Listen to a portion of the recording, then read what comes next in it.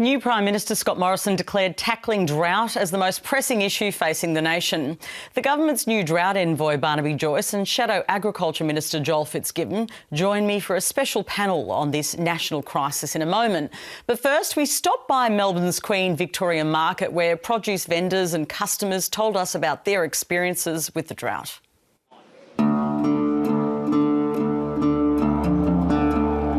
Even though we haven't had a drought in Melbourne or Victoria, a lot of the farmers from New South Wales and Queensland have been coming down and buying our lambs, which has left us short. So there's not a lot of stock around. Free Latex 30 pack, have a look, guys. Get these. The whole country's going to pay for it, especially like for fruit and vegetables, or even the livestock that's up there and that. I don't think we in the cities realise just how affected they are. And it all comes back to us eventually with the price of stock, price of food. The guys I was buying my meat from would kill 800 lambs a day. Now they can't even find 200. We're from Cora in New South Wales, and we have sold all our cattle, and we're not really that badly off. But you drive 2 more hours further north, and then it's really bad. In the paddocks, there's just nothing. Dust. Just like dirt and dust and that sort of stuff. There are serious long-term issues with farming. I think we have the situation with the climate, and that has to be looked at very, very seriously. I don't think climate change has made any difference. You can't take climate change out of the drought debate. It's part of the drought debate. A private members' bill banning live sheep exports in the northern summer from next year is gaining some support from coalition backbenchers. Under the proposal, live sheep exports to the Middle East during the Northern Hemisphere summer months would be banned from 2019, with the trade closed entirely in 5 years. But the government is pressing ahead with reforming the trade instead. In a moment, you'll hear from the Liberal MP behind the bill, Susan Lee, and also National Farmers Federation President Fiona Simpson. But first, we hit the streets to find out what you thought.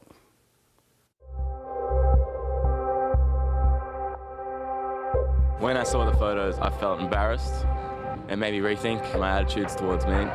You know, sheep that can't stand up, sheep standing in excrement, it's just so cruel, it's just so unnecessary. You can't treat animals like that, you know? Disgraceful. It made me feel sick. I think it's important that we provide protein for people in those countries and that our farmers have good markets. I think many people in Western countries are a little bit naive in what life is. Now, we go to the supermarket and the meat's already cut, wrapped for us. We don't appreciate it has to be slaughtered, it has to be manufactured. And so that's just, unfortunately, a fact of life. I have 2 children. One is vegan and the other one is a vegetarian. I've always questioned why, but now, after seeing that, I understand, you know.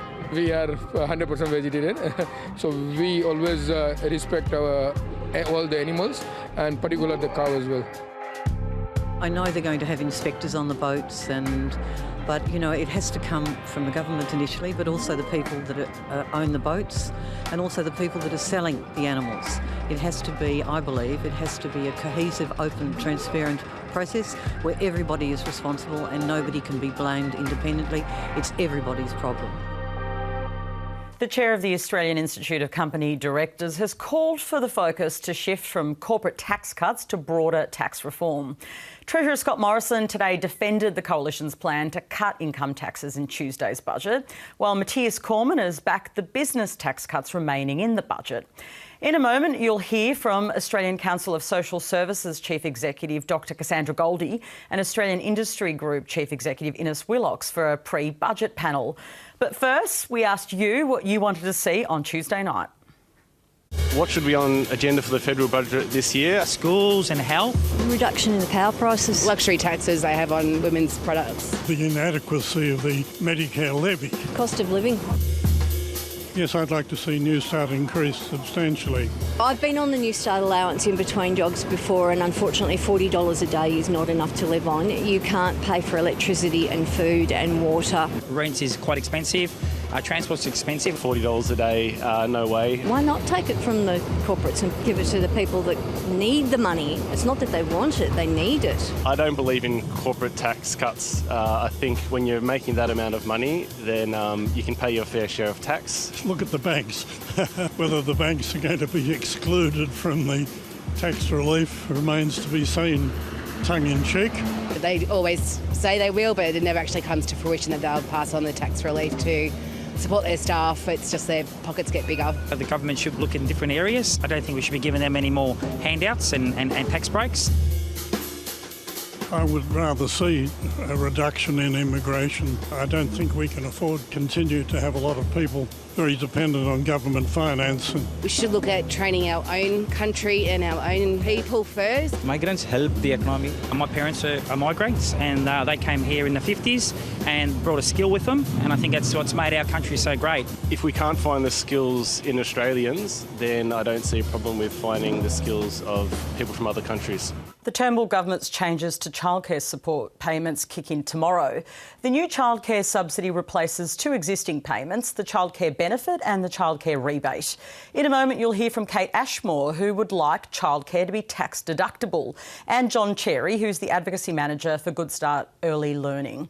But first, we asked what parents thought about the new system. Needs at childcare 3 days a week. Yeah, so really important for us. It's the only way that we can take care of our baby and actually participate in the workforce. It's very costly to work full time and pay childcare. The balance isn't right.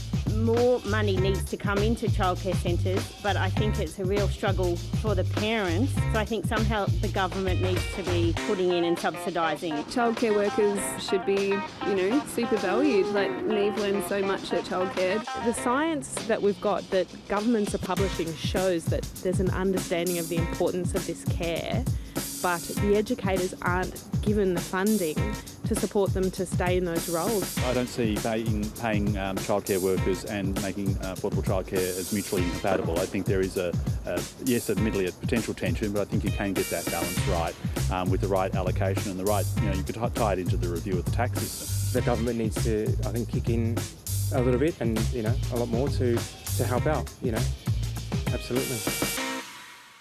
The Prime Minister last week said there was real concern about Sudanese gangs in Melbourne, sparking angry responses from many, including Victoria's African leaders.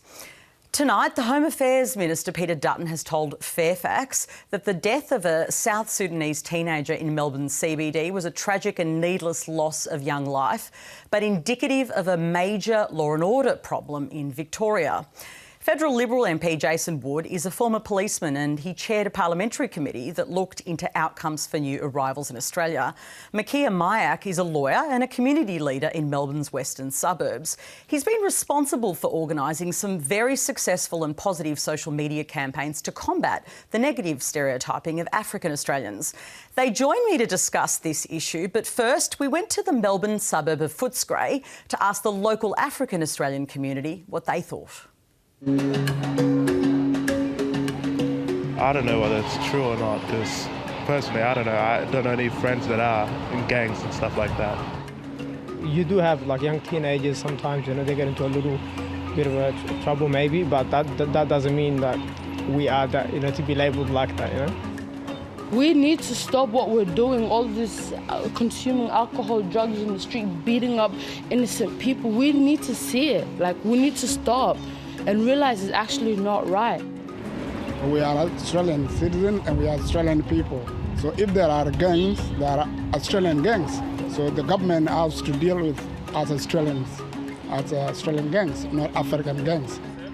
If the Prime Minister said that and is the head of the communities and the country, African people will feel isolated. I'm in the job sector, and I'm trying to get people jobs and trying to get people into better education and better awareness. And I think it's not helping with the greater community, and that's the concern there. Melbourne is a good city. People are helpful, friendly, and lovely.